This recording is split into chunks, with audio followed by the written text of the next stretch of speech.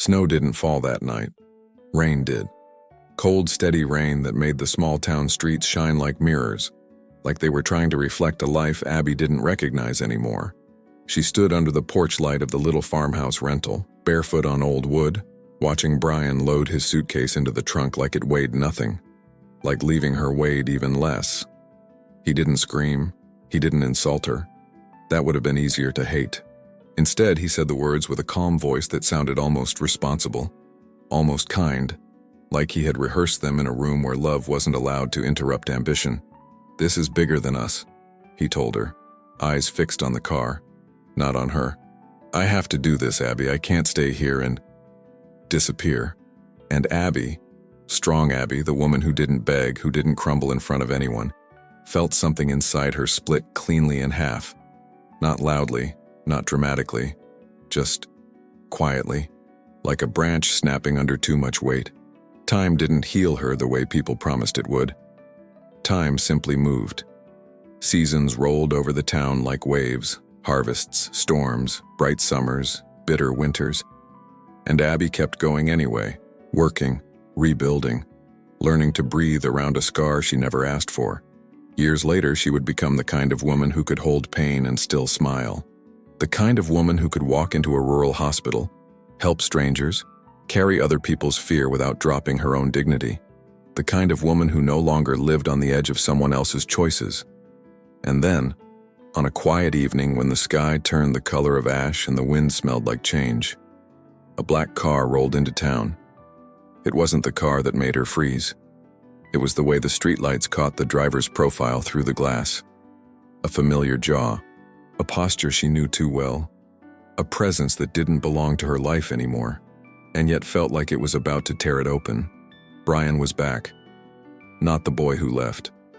A man now, sharper, heavier, quieter. The kind of man success hadn't softened, but life had humbled. Abby's heart didn't leap, it didn't celebrate. It tightened, like it remembered what it cost to love him the first time. Because the question wasn't whether he missed her. The question was it too late? Stay until the end. Because the way Bryan tries to win back what he broke won't be with words. It will be with choices. And one sacrifice that will make Abby, and everyone in this town, wonder if redemption is real, or just another promise men make when they finally feel lonely. Abby still remembered the smell of wet earth that night, the kind that clung to your clothes and hair like a warning. The porch light buzzed above her head, faint and tired. Inside the house, the kitchen clock ticked too loud. Bryan moved through the living room with quick, controlled steps, not frantic, just determined, like the decision was already sealed. And Abby stood there realizing she wasn't part of it anymore. He had been different all week, quieter on the phone. His eyes had drifted away from her mid-sentence. He laughed less, slept less, checked emails more. When she asked if something was wrong, he kissed her forehead, that soft, distracting gesture that sounded like reassurance. "It's just pressure," he said, like pressure was a normal reason to vanish. But Abby felt the distance growing anyway.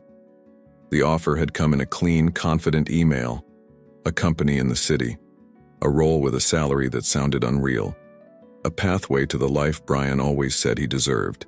He read it twice, then stared at the screen like it was scripture. Abby watched him from the doorway, hands folded.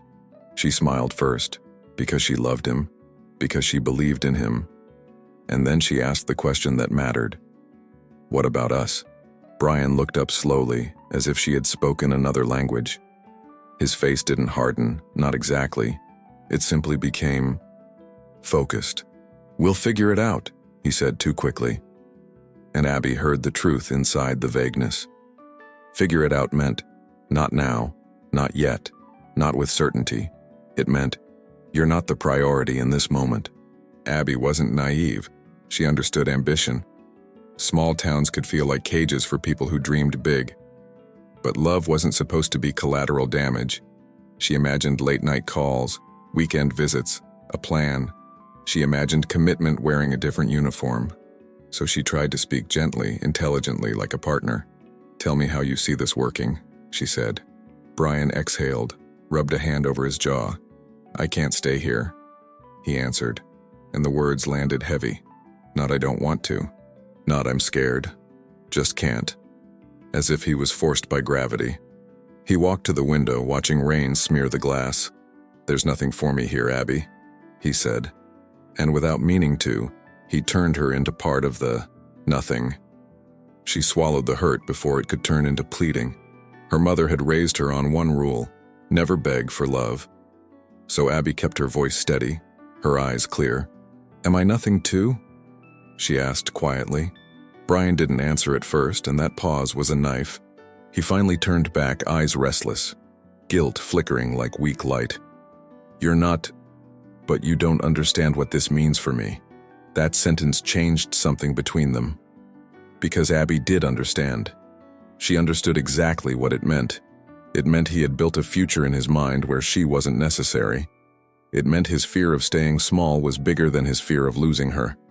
It meant he had already chosen himself, and was asking her to call it destiny. She offered him a compromise anyway because she was mature. Because love made her reasonable even when it made her bleed. Go, she said. But go with a plan.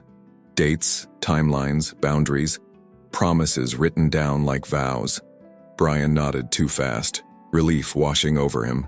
You're amazing, he whispered, pulling her into a hug. And Abby felt how little of him was actually there. The next days were a blur of boxes and phone calls. Bryan moved like a man racing a clock. Abby cooked meals he barely tasted. She folded shirts while he checked flight prices. Every time she reached for him, he was already thinking ahead. It wasn't cruelty, it was absence. And absence, Abby learned, could break you just as efficiently. On the last night, the storm finally came. Rain hammered the roof like judgment. The power flickered once, twice, then steadied. Abby sat at the kitchen table, hands around cold tea. Bryan paced, rehearsing his speech again without realizing. I'll call all the time, he promised, not meeting her eyes. Abby stared at the steam that wasn't there anymore. She asked him the hardest question right before midnight. Bryan, are you leaving to build a life? Or are you leaving to escape one? His shoulders stiffened like she had aimed too true. You're making this dramatic, he said, and Abby almost laughed at the irony. Because he was the one leaving like love was a burden. She was simply naming the wound. He didn't sleep much. Neither did she. At dawn he showered, dressed, packed the last bag. Abby watched him tie his shoes with careful hands.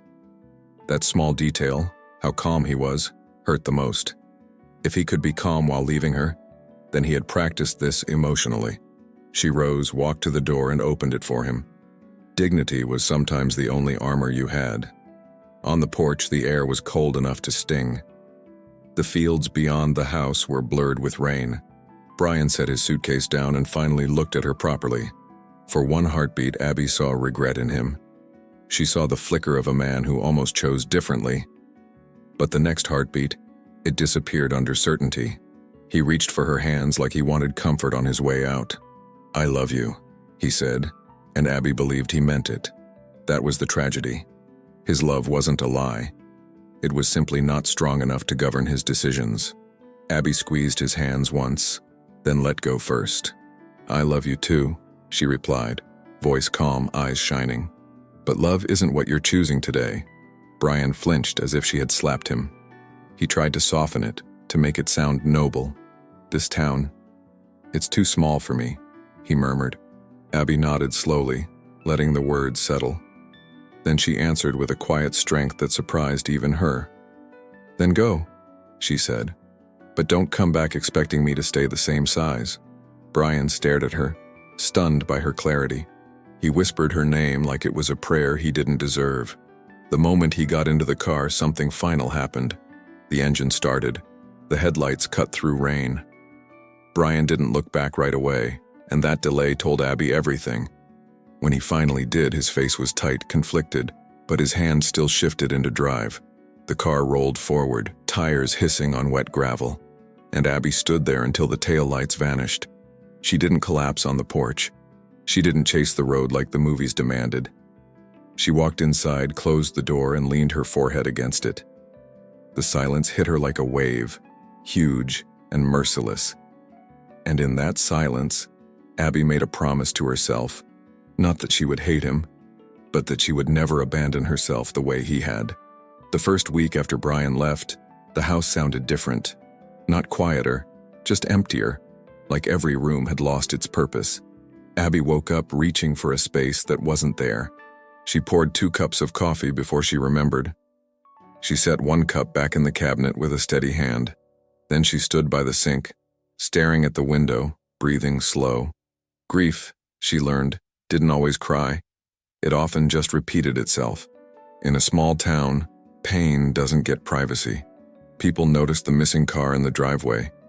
They noticed Abby buying groceries alone. They asked questions dressed as concern. Is he settling in okay? When will he visit? You must be proud. Abby smiled because she was raised polite, but every smile cost her something she couldn't name. At night, she fought the urge to rewrite the ending. Maybe he'd call and say he made a mistake. Maybe he'd miss her the way she missed him. Maybe this was just a season, not a fracture. She held her phone until her palm ached. Then she placed it on the nightstand like it was a dangerous object. Hope could be a drug when you were desperate. Bryan called, at first. Quick calls between meetings, airports, networking dinners. His voice always sounded rushed, like she was a stop sign. I'm exhausted, he'd say. It's crazy here. Abby listened, asked about his day, told him she understood, but he never asked how her nights felt without him. And slowly, Abby realized she was keeping the relationship alive by herself. By the second month, the calls became apologies. Sorry, I've been slammed. I'll make it up to you. He sent gifts like replacements for presents. A new phone, flowers delivered with a card, money for anything you want. Abby stared at the boxes on her porch like they were evidence. He was building his dream brick by brick and tossing her crumbs like love. One morning, after a night of staring at the ceiling, she made a decision. Not a dramatic one, just a clean, quiet shift. She got up before sunrise, put on her boots, and drove to town. She walked into the small community hospital and asked about open positions. She didn't tell them she was heartbroken. She didn't tell them she was rebuilding herself. She simply said, I'm ready to work. Abby had always been capable, but pain sharpened her. She learned fast, stayed late, volunteered for the hard shifts. She held elderly hands through fear and brought calm into chaos. The nurses noticed her steadiness. Patients remembered her eyes, soft but unbreakable. And Abby began to understand something powerful. She was useful in a way Bryan had never measured. The seasons changed, and Abby changed with them. Spring arrived with muddy roads and stubborn green. She started taking evening classes, healthcare certifications, trauma care. She bought a planner and filled it with goals that weren't about anyone else. She joined a small women's group at the town church, not for show, but for strength. They didn't gossip about men there. They spoke about purpose. Abby listened and began to speak again. Bryan didn't come home for the first Christmas. He sent a long text about flights being impossible and work being intense.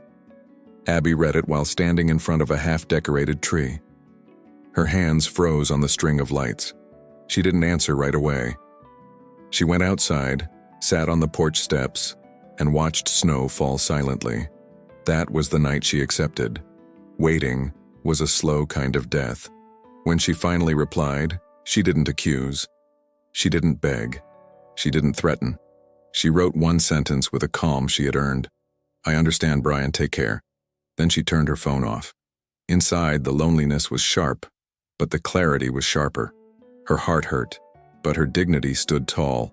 Months later, he called like nothing was wrong, talking about promotions, investments, his new apartment. Abby listened politely, but something in her stayed guarded. She answered in shorter sentences. She stopped offering her emotions as a donation. Bryan noticed it and laughed softly like it was cute. I miss you, he said. Too late. Too casual. Abby didn't say, I miss you back. She stared at her reflection in the dark window. She looked older. Not in years, but in understanding. Do you?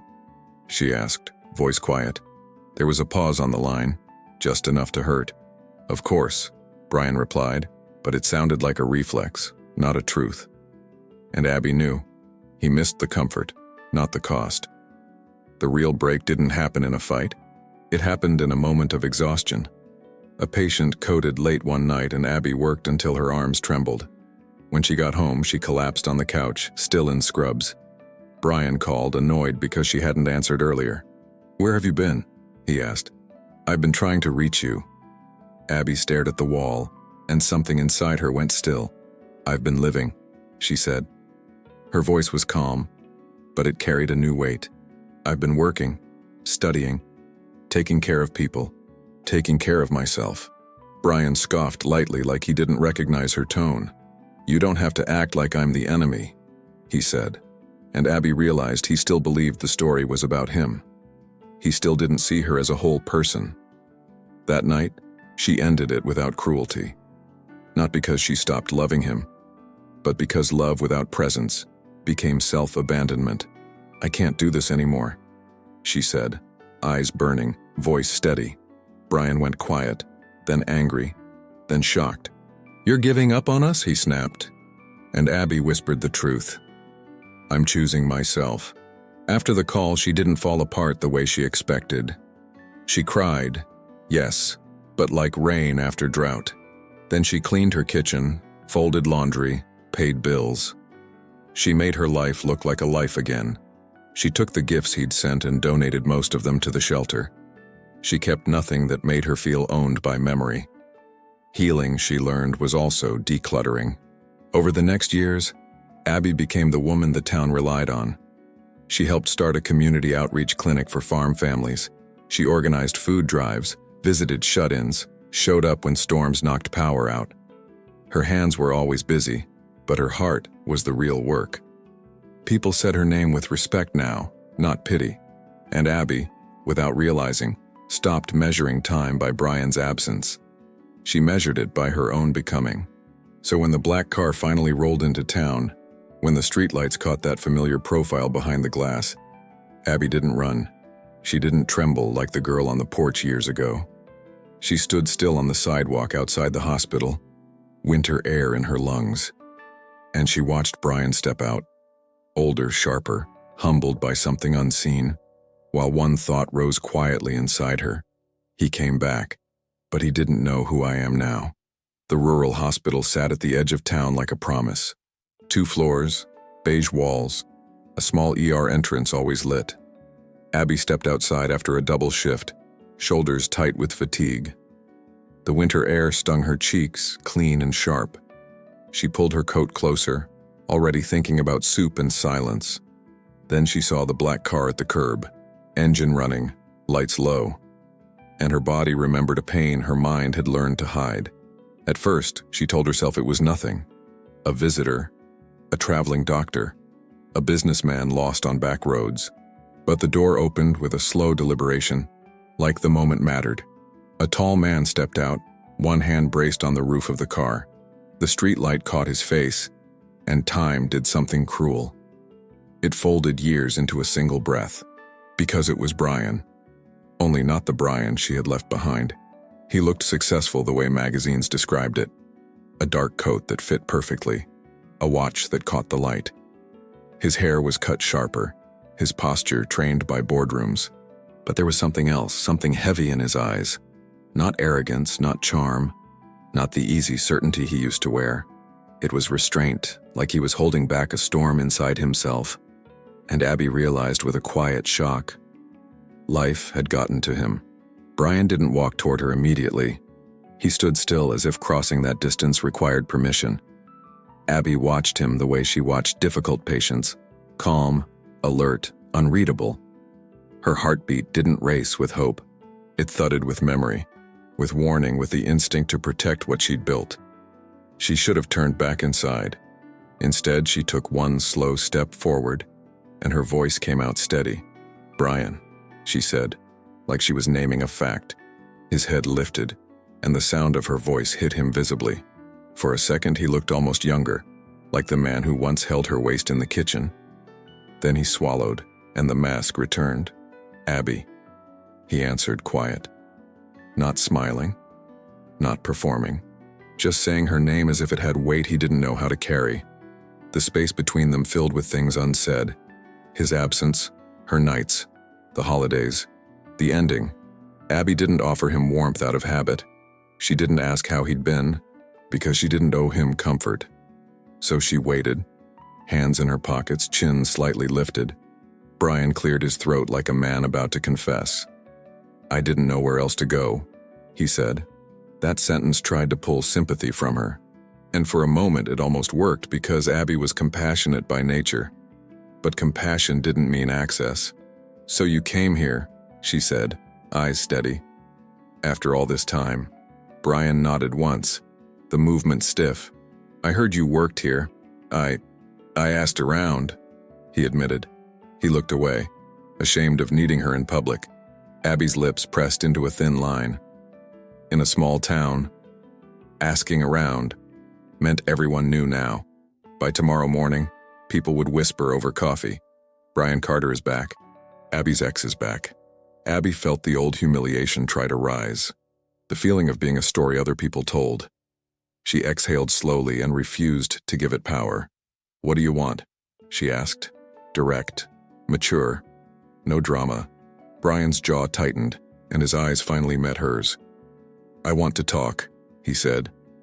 Abby almost laughed. Not out loud, but inside. Talk. As if words were the only bridge that mattered. As if she hadn't spent years learning to live without his voice. "Talk about what?" Abby asked, and her tone stayed calm. Bryan's shoulders rose with a breath that looked like pain. "About what I did," he said, voice low. "About the way I left." The honesty surprised her. Not because it was perfect, but because it was real. Still, Abby didn't soften. She had learned that regret could be loud and still be empty. Before she could respond, the hospital doors opened behind her. A nurse stepped out, cheerful, unaware of the earthquake beside Abby. "Abby, you forgot your—" The nurse stopped when she saw Bryan. Her eyes widened, recognition spreading fast. "Oh," she said too politely. "Hi. Can I help you?" Abby felt the attention like a spotlight she didn't ask for. Bryan gave the nurse a controlled nod. "Just visiting," he replied, smooth and unreadable. The nurse glanced at Abby, silently asking if she was okay. Abby gave her a small, reassuring look. "I'm fine," Abby said before anyone could decide otherwise. Then she turned back to Bryan, voice flat. "I'm not doing this here." Bryan nodded quickly, as if grateful for any direction. "There's a place," Abby said, thinking. Not her home, not his old haunt. Neutral ground. A coffee shop on Main Street that stayed open late. 10 minutes away, close enough to leave fast if she needed to. She didn't invite him, she instructed him. "Tomorrow, 7, Oak and Pine Cafe, if you're serious." His eyes flickered with something like relief, then guilt.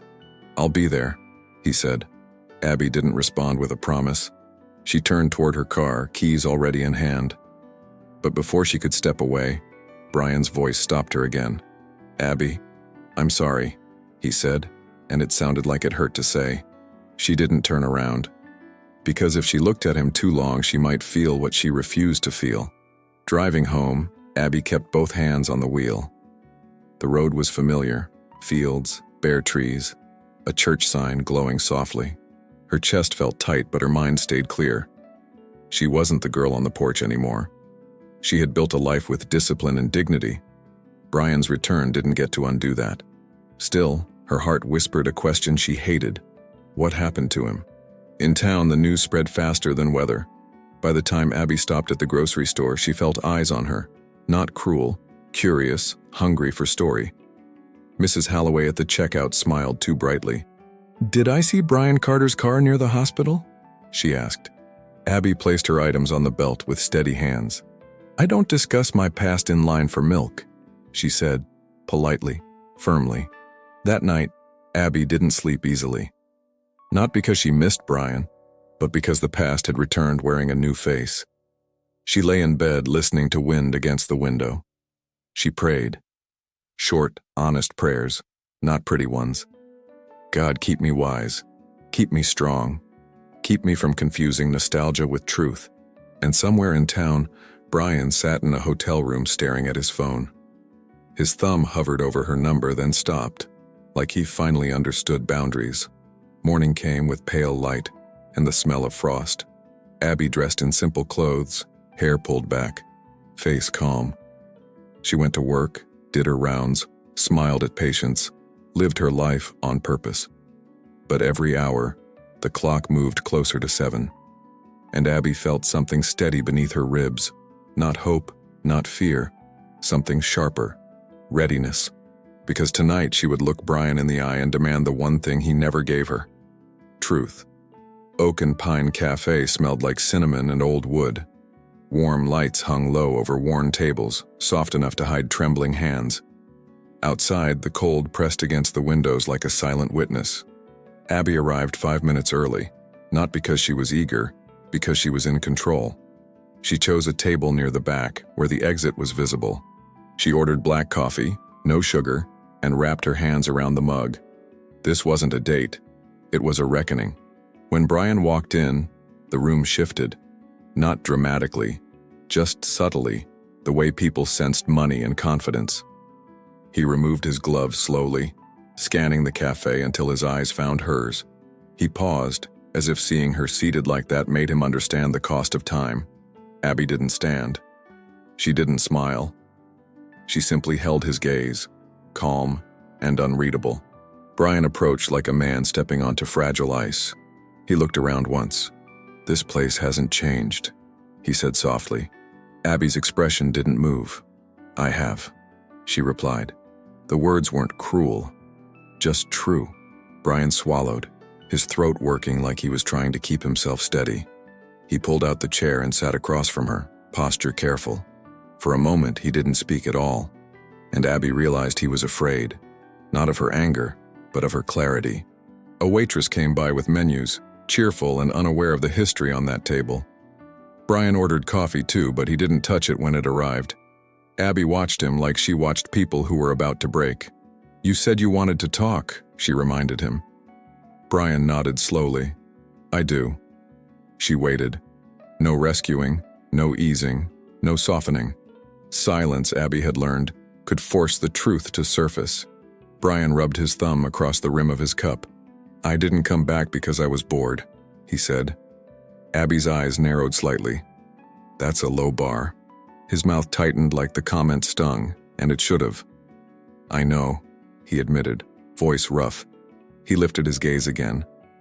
"I came back because I finally understood what I did."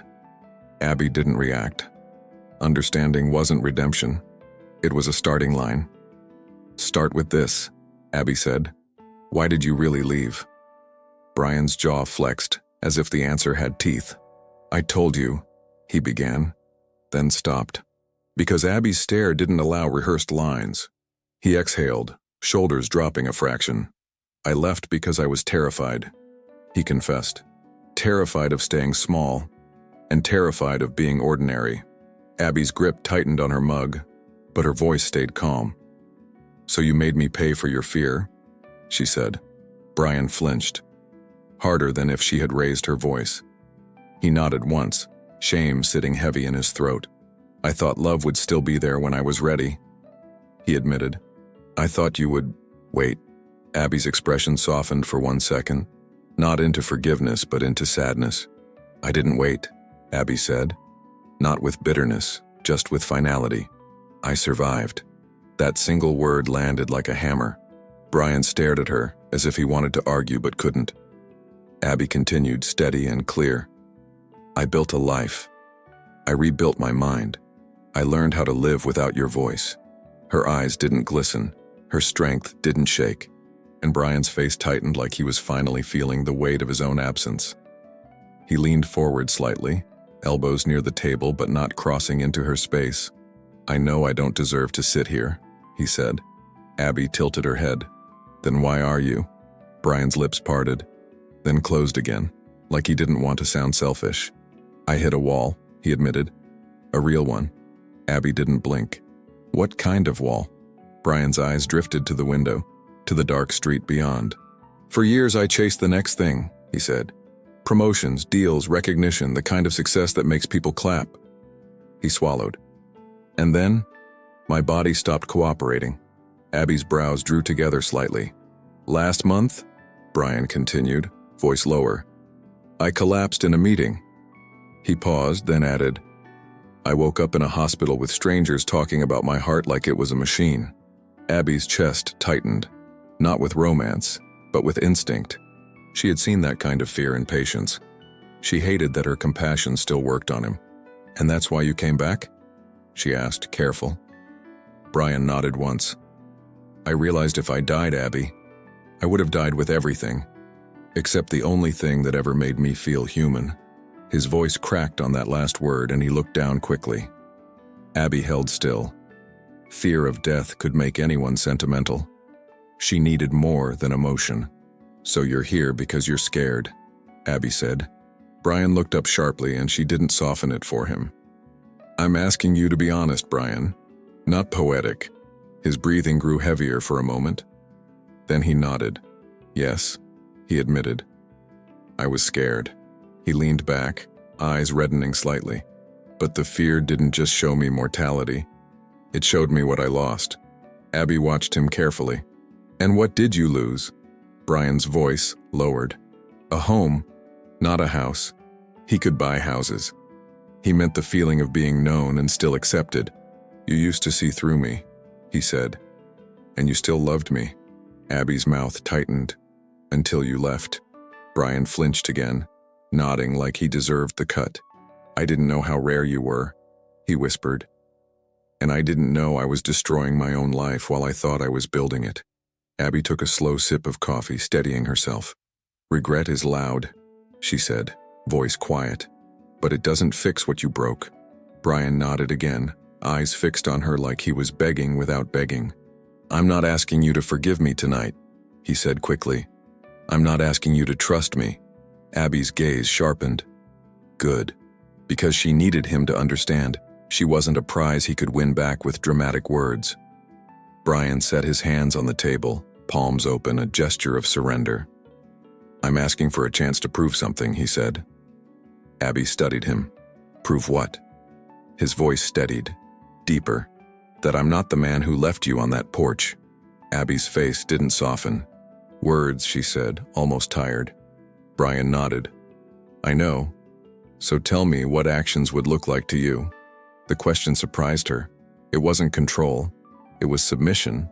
But Abby still didn't give him comfort. Actions look like consistency, Abby said. They look like showing up when it's inconvenient.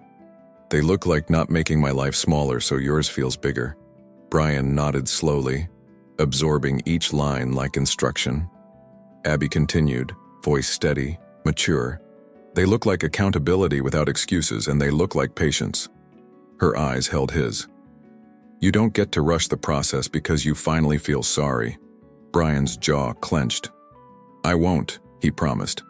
And Abby didn't reward him with belief. A silence followed, longer this time. Then Bryan reached into his coat and pulled out a folder. He slid it across the table carefully like it might explode. Abby didn't touch it yet.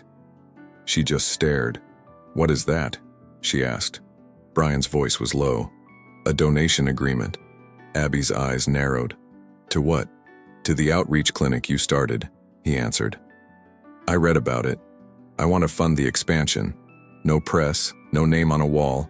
Just help. Abby's fingers finally touched the folder, but she didn't open it. Her gaze stayed on Bryan.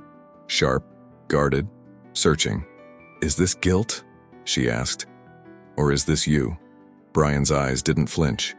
It's me choosing what I should have chosen a long time ago, he said. Abby leaned back slightly, heart steady, mind clear. Then understand this, she replied. Money doesn't buy redemption.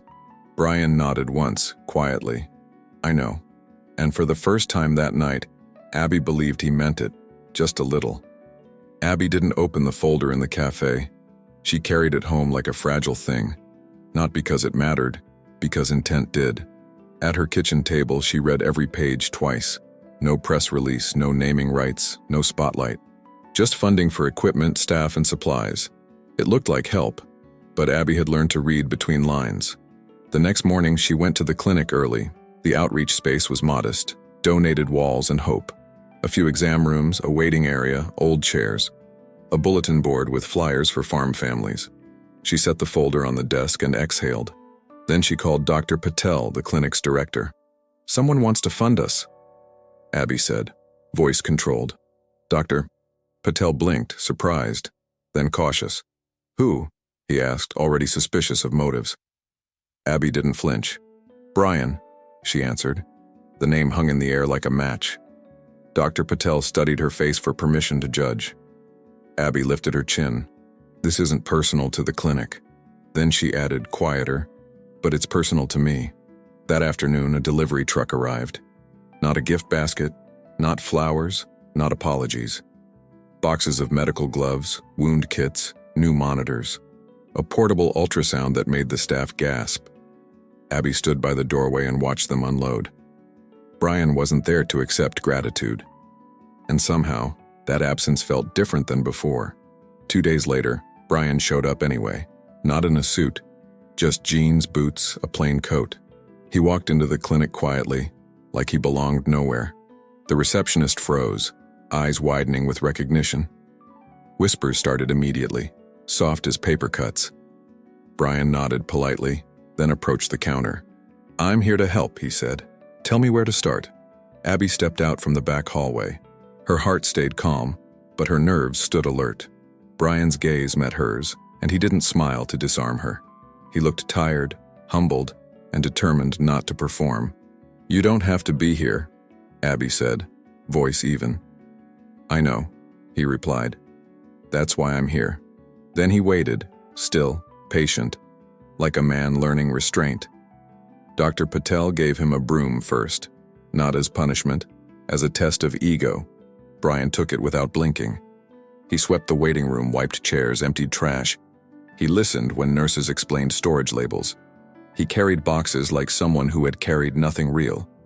And Abby watched, refusing to confuse humility with strategy. When a farmer's wife arrived with 2 kids and the boy's coat was too thin for winter, Bryan didn't glance around for witnesses.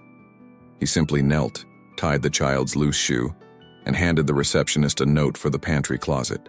"Extra blankets," he murmured, "if you have them." The receptionist stared at him like her world shifted. Later, Abby found him in the supply room. He was reading labels, organizing donated meds. His sleeves were rolled up, hands dusty, quiet focus. Abby leaned against the doorframe without stepping inside.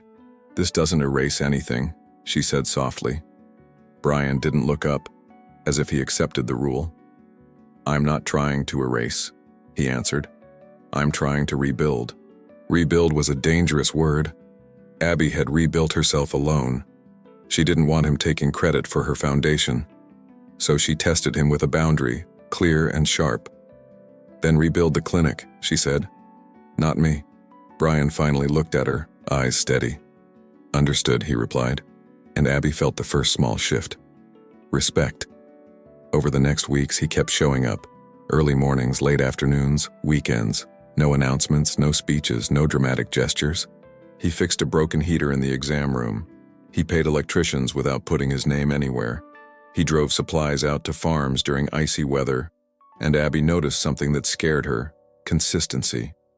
Small-town gossip tried to turn it into a show. People whispered that Abby had won somehow. Others said Bryan was buying forgiveness. Abby refused to feed any of it. She kept her focus on patience, on paperwork, on purpose.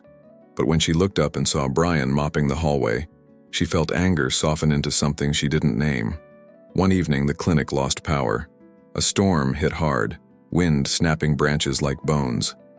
The backup generator failed, lights dying mid-checkup. Abby's instincts kicked in, calm and fast.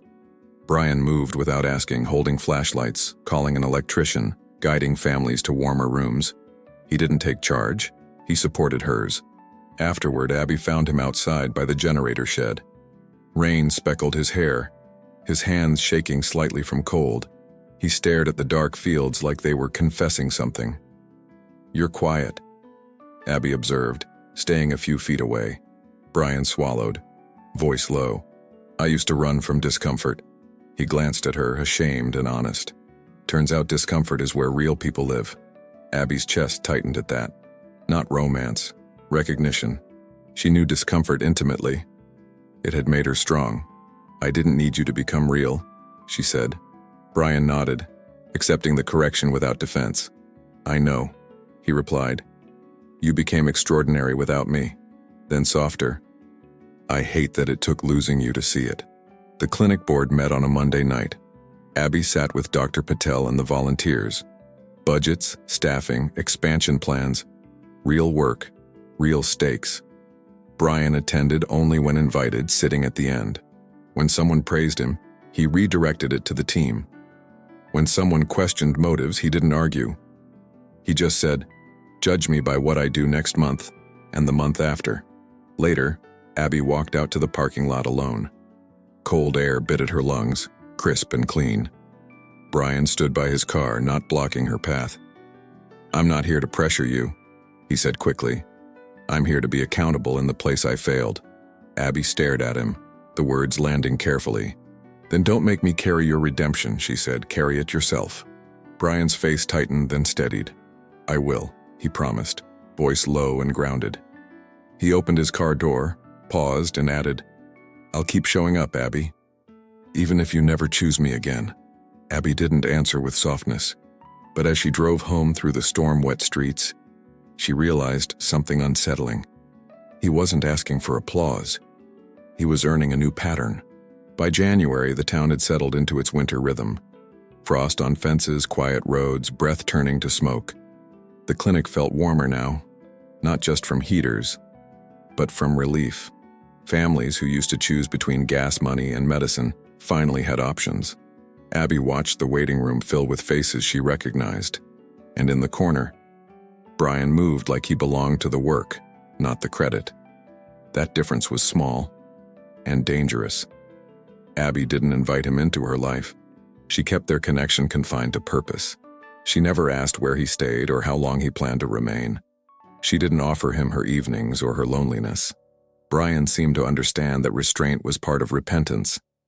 So he didn't push. He simply showed up again and again, like a man building trust brick by brick. One night, Abby stayed late to finish reports. The clinic was mostly empty, lights dimmed, silence heavy. She heard footsteps down the hallway and her body stiffened instinctively. Then she saw Bryan carrying a box of donated coats. He paused when he noticed her alone, expression cautious. I can come back tomorrow, he offered immediately. Abby blinked at the simple respect of it. No, she said. It's fine. He set the box down gently, careful not to intrude. Abby watched him organize coats by size, quiet and focused. No flirting, no size, no emotional bait. Just a man doing a task that mattered to someone else. You could hire people for this, Abby said without looking up. Bryan nodded. I could. He folded a child's jacket and answered. But I'm trying to learn how to serve without outsourcing it. That word, serve, stirred something in Abby's chest. Not religion only, but humility. Bryan had once believed he was above small-town life. Now he was sorting coats for kids who had never seen the city. Abby set her pen down, studying him. And what are you serving? She asked, voice calm. Bryan didn't hesitate. The parts of me that used to think I mattered more than people. Silence settled again, thick and honest. Abby returned to her paperwork, but her attention stayed sharpened. Bryan worked without needing conversation to validate him. Minutes passed. Then quietly, he spoke. When I collapsed, he said, voice low, I didn't just fear dying. Abby didn't look up, but she listened. I feared that I had lived wrong. Abby's fingers tightened on the folder in front of her. You don't get to unload on me, she said, measured. Bryan nodded immediately. You're right. He took a breath, grounded himself. I'm not asking you to carry it, he clarified. I'm telling you what I'm carrying, so you know I'm not pretending. Abby finally met his eyes, and she saw it. No manipulation, just truth. A few days later, the test came from the town itself. A local paper ran a short piece about the clinic expansion. They mentioned an anonymous donor, and everyone guessed who it was. By the weekend, people were asking Bryan for favors. Discounted loans, business connections, a new tractor. Abby watched it unfold like a familiar sickness, Small town need turning into entitlement the moment money entered the room. Bryan refused them quietly, not arrogantly, firmly, with boundaries. "I'm here for the clinic," he said, "not to become a public wallet." Some people got offended, like he owed them because he had more. Abby heard the murmurs. He's still the same, just hiding it better. She didn't defend him. She didn't attack him. She waited to see if his character remained when he wasn't praised. That Sunday, Abby attended the clinic board's open meeting at the church hall. Folding chairs, coffee in styrofoam cups, community tension under polite smiles. A man stood up and accused Bryan loudly. "You're only doing this because you want Abby back," he said. The room went still, eyes darting toward her like she was on trial. Abby's spine straightened, face calm. Bryan's jaw tightened, but he didn't lash out. He stood slowly, hands visible, voice steady. "Abby doesn't owe me anything," he said. His words landed like a boundary drawn in public. "I'm not funding this to purchase forgiveness." He looked around the room, then back at Abby briefly, respectful, not possessive. "I'm funding it because I failed to value what mattered when I had it." Then he added, quieter, "And because people here deserve care whether she ever speaks to me again." Abby felt the room shift. Not into applause, into discomfort, because truth makes people uneasy. The man who accused him scoffed and sat down. The meeting continued, but something had changed. Bryan had protected Abby's dignity without claiming her. He hadn't used her name to look noble. He had simply drawn a line. She was not a prize, and he was not a hero. After the meeting, Abby walked outside into cold air. Snow had started falling lightly, turning streetlights into halos. She heard footsteps behind her and paused without turning. Bryan stopped a few feet away, keeping respectful distance. "I'm sorry they dragged you into that," he said quietly. Abby faced him, eyes clear. "I'm used to being talked about," she replied. Bryan's gaze lowered. "You shouldn't have to be." Abby studied him, weighing words against pattern. "You could have defended yourself," she said. Bryan's mouth tightened. "I wanted to," he admitted, "but defending myself would have made it about me." Abby's chest tightened again, the uncomfortable kind. "And you didn't want that," she murmured. Bryan shook his head. "I've made too many rooms revolve around me already." That night, Abby drove home in silence. She didn't feel romance blooming like a movie. She felt something slower, harder to admit. Respect growing in real time. Respect for a man who didn't demand instant absolution. Still, respect wasn't love restored. So she wrote in her journal like she always did when life got complicated. "Consistency is good, but consistency can still be strategy. Watch longer." A week later, Abby's truck wouldn't start in the clinic parking lot. The engine coughed once, then died.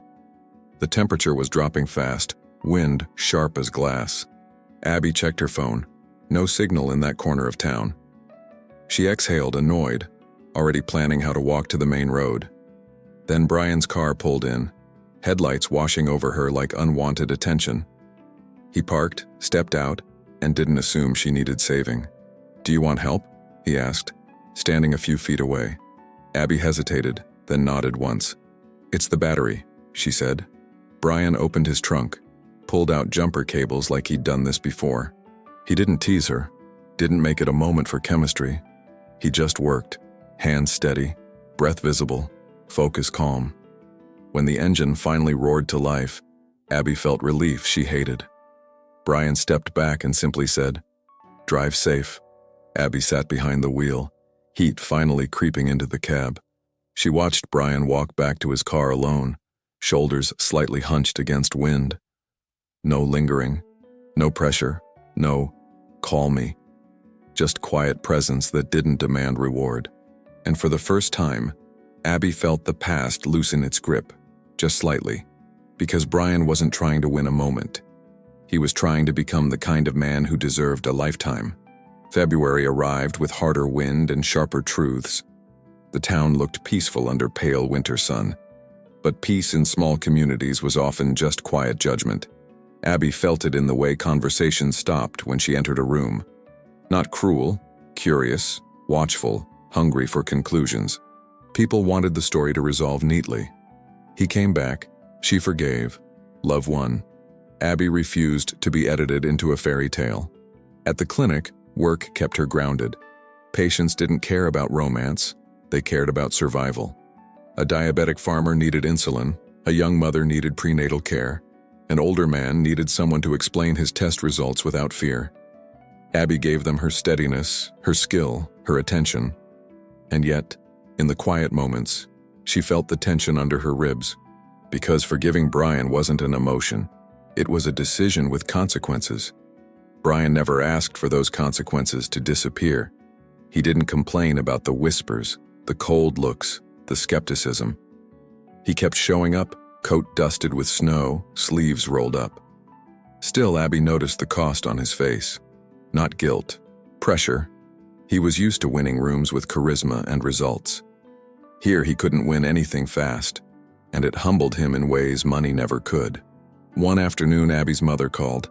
Her mother lived 2 towns over, proud but protective. "I heard Bryan's back," she said without greeting. Abby leaned against the clinic hallway wall, eyes closed. "I'm aware," Abby replied, voice controlled. Silence stretched. Then her mother spoke softly. "Baby, don't confuse apology with change." Abby swallowed. "I'm not," she said. But her mother's caution stirred fear she didn't want to admit.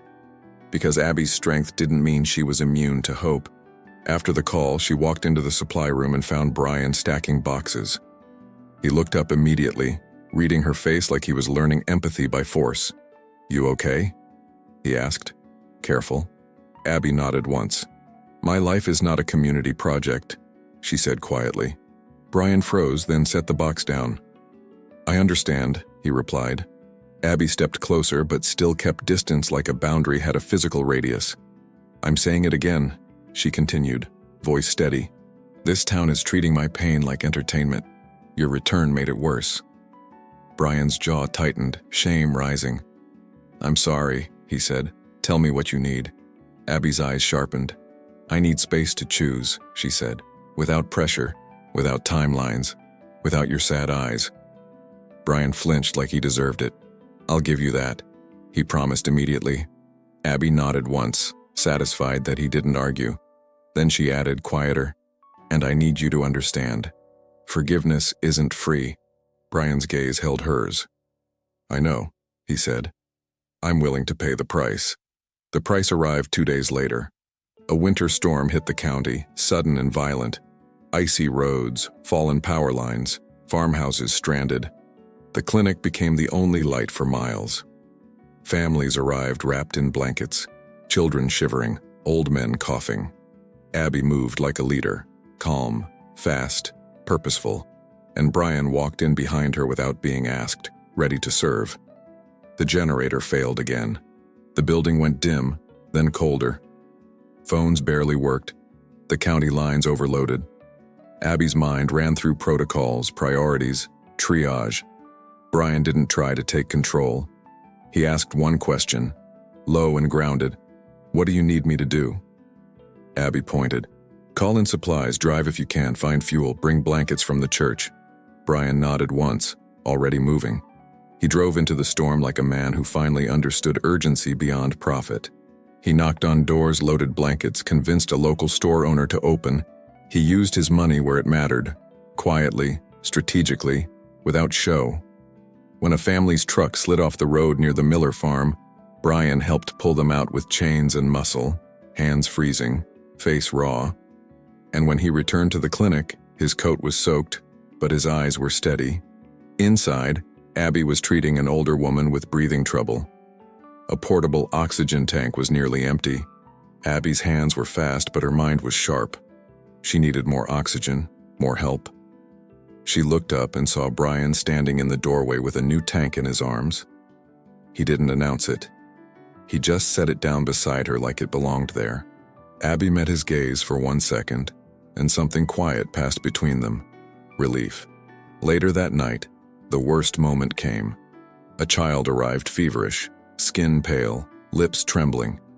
The mother was panicked, crying, begging for help. Abby assessed quickly.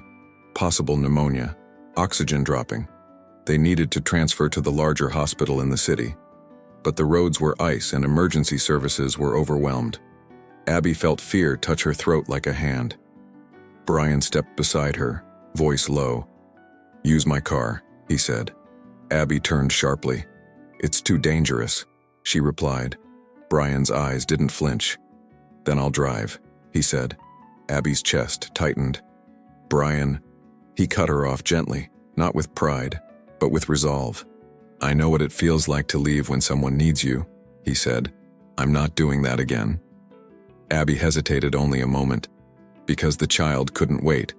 She grabbed her coat, her bag, her stethoscope. Bryan wrapped the child in an extra blanket and carried him out.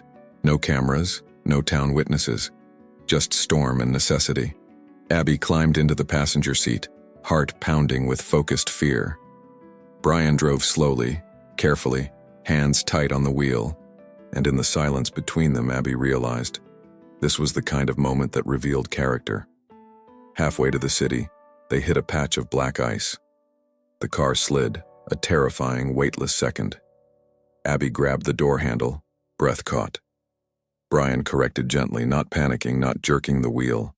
His jaw was set, eyes forward, voice calm. "I've got it," he murmured. And it wasn't bravado, it was steadiness. They made it through, and Abby's pulse slowly returned to her body. At the city hospital, nurses rushed the child inside. The mother sobbed, clinging to Abby's sleeve like she was oxygen. Abby stayed professional, calm, supportive, then stepped back when it was done. Bryan stood a few feet away, silent, hands still shaking slightly. Abby looked at him. Really looked, under fluorescent lights that didn't flatter anyone. "You didn't have to do that," she said, voice low. Bryan swallowed hard. "I needed to," he replied. "Not for you. For who I'm becoming." On the drive back, dawn began to stretch pale across the horizon. The storm was easing, roads still wet and dangerous. Abby stared out the window at fields half buried in snow. Her mind kept replaying the way Bryan didn't hesitate. The way he offered his car, his hands, his risk. Not to impress her, but to protect a life. And Abby felt the wall inside her shift, not falling, just moving. When they returned to town, the clinic lights were on again. People had gathered, exhausted, grateful, alive. Dr. Patel clapped Bryan's shoulder in wordless thanks. Abby watched Bryan step back, refusing the spotlight. He walked to the supply room and began restocking quietly. Abby followed, stopping at the doorway. "Bryan," she said, and her voice made him turn. For the first time in years, she let the truth surface. That mattered. After the storm, the town felt quieter, like it had been humbled. Snow softened the edges of everything, fences, rooftops, grudges. The clinic returned to routine, but something underneath had shifted. People spoke less about rumors and more about gratitude. Abby noticed how Bryan moved now, still consistent, still quiet, but with a steadiness that didn't look like penance anymore. It looked like purpose. Abby didn't suddenly become soft. She didn't erase years of pain because one night proved something. But she began to allow small bridges, careful, measured. She let Bryan walk her to her truck after late shifts. She let him bring coffee for the staff without pretending it was romantic. She let him sit in the break room while she finished notes. Not intimacy, permission. And for Abby, permission was sacred. One afternoon, Abby found an envelope on her desk. No dramatic handwriting, no perfume, no flowers. Just her name written plainly. Inside was a letter, short, honest, and terrifyingly clear. Bryan didn't ask for love in it. He didn't blame his younger self or disguise regret as destiny. He simply wrote what Abby had demanded for years: accountability without excuses. He wrote that leaving her had been selfish, even if it looked ambitious. He admitted he had treated her loyalty like a guarantee. He confessed he had expected her to stay available while he chased applause. And he said something that made Abby's throat tighten. "I learned the hard way that success is empty when the person who made you human is no longer there." There were no promises in the letter. Only a statement. "I'm here. I'll keep showing up. I won't rush your healing." Abby folded the letter and placed it back in the envelope. She didn't cry. She didn't smile. She sat still, letting the words settle like snow on a wounded field. Then she went back to work, because Abby's heart was brave but practical. Still, that night she took the envelope home with her. She placed it in her drawer beside her journal, not as a trophy, as evidence. A week later, Abby received an unexpected call from the city. A corporate foundation wanted to partner with the clinic. Large funding, permanent staffing, a real expansion plan. Dr. Patel looked at Abby with confusion. "This is bigger than anything we applied for," he said. Abby's stomach tightened with instinctive suspicion. Then she saw the name on the email, Bryan's company, and she felt anger flare because he hadn't told her. She confronted him after his shift outside by the clinic steps. The air was cold, the sunset pale, the world quiet. "You did this," Abby said, holding the printed email. Bryan's face tightened immediately. "Yes," he admitted. "Without telling me," Abby added, voice sharp. Bryan nodded, accepting the hit. "I didn't want it to feel like leverage," he said. Abby's eyes narrowed. "Then why not ask?" Bryan's breath came out slow. "Because you would have said no if you thought it was about us," he confessed. "And it's not," he added quickly, like the distinction mattered to him. "It's about the clinic, about families, about the thing you built when I abandoned you." Abby's jaw clenched. "It still involves me," she said. Bryan nodded. "I know. That's why I didn't attach my name." Abby stared at him, searching for manipulation and finding none. "I need you to understand something," Abby said, voice steady. "You can't buy your way back into my life." Bryan's eyes stayed on hers. "I'm not trying to buy," he said. He tapped his chest lightly, almost embarrassed. "I'm trying to repay."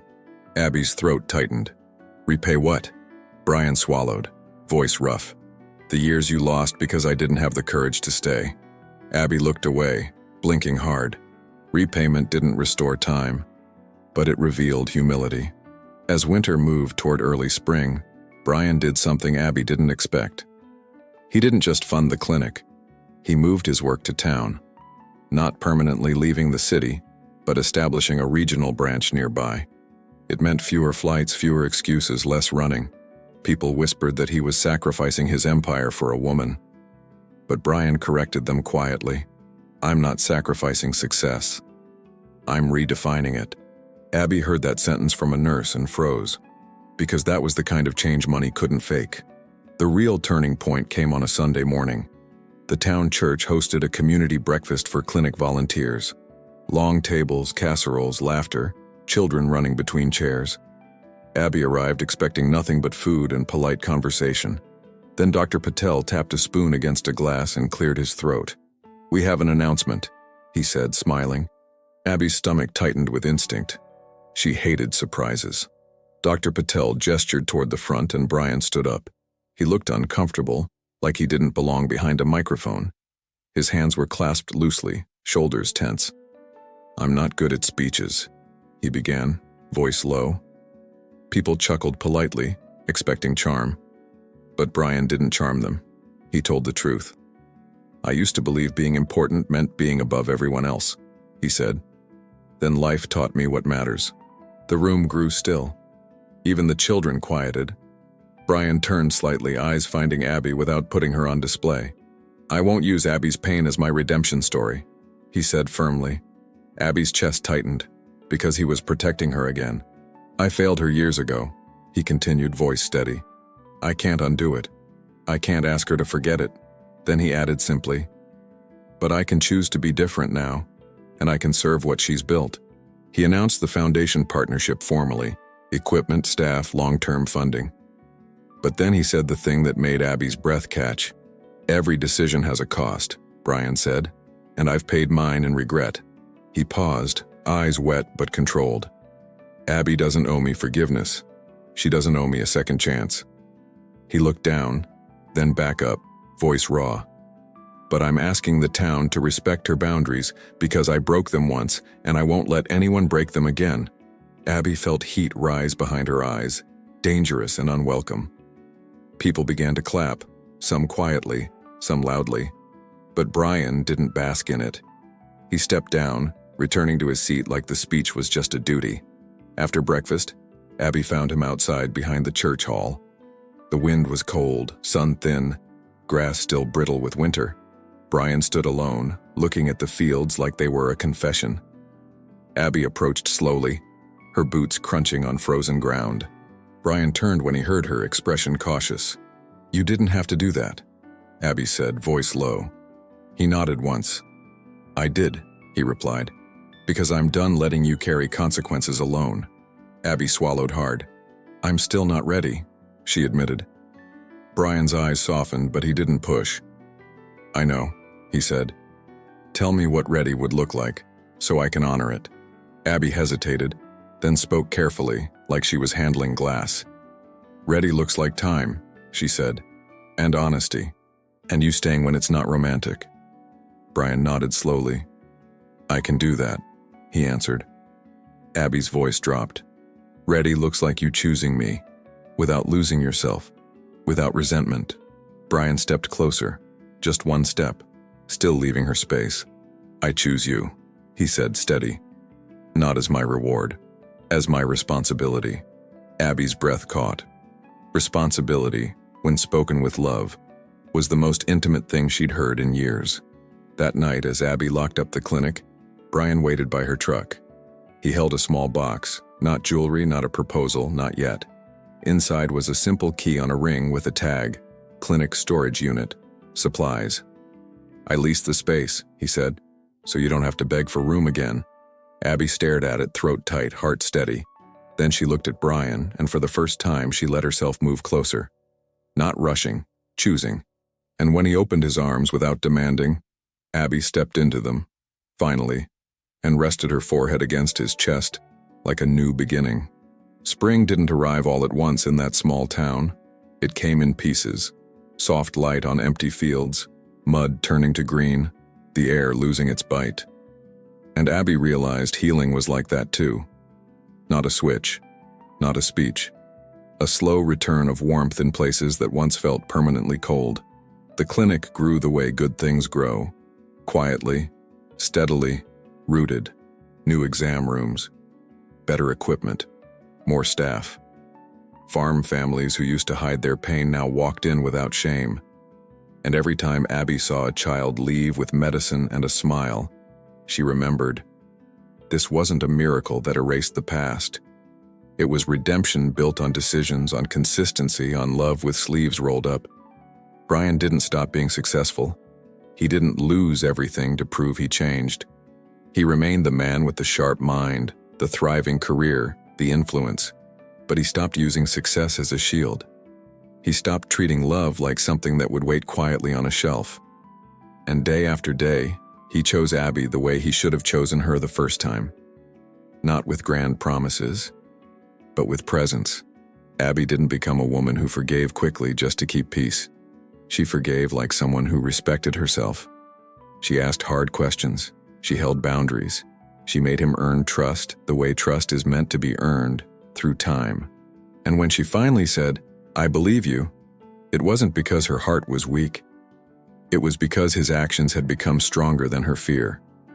On the first warm evening of the season, the town hosted a small fundraiser outside the clinic. String lights hung from posts like little stars.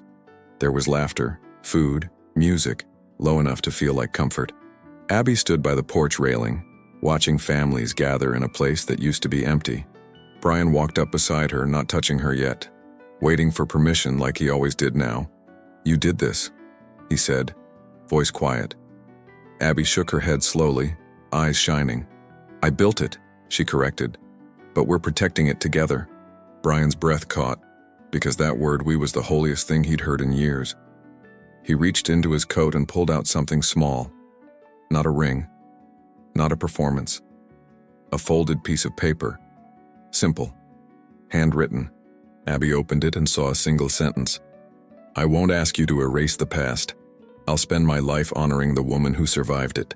Her throat tightened. She looked up and Bryan's eyes were wet, but steady. No pressure, no demand. Just love with humility. Abby stepped closer first. Then she lifted her hand and placed it against his chest, right over his heartbeat. The heart that once chased applause and now chose to stay. "I'm not afraid anymore," she whispered. Bryan exhaled like he had been holding his breath for years. He slid his arms around her slowly, gently, like he was still learning how to hold something precious without squeezing too hard. Abby rested her forehead against his, and for the first time, she didn't feel the past between them like a wall. She felt it behind them like a road they survived. And when Bryan kissed her, it wasn't desperate. It wasn't rushed. It was steady, like a promise made without words. The town lights blurred in Abby's eyes, and she finally let herself believe something she thought she'd lost forever. Some love doesn't come back the same. It comes back stronger, because redemption isn't about returning to what was. It's about building what should have been, together.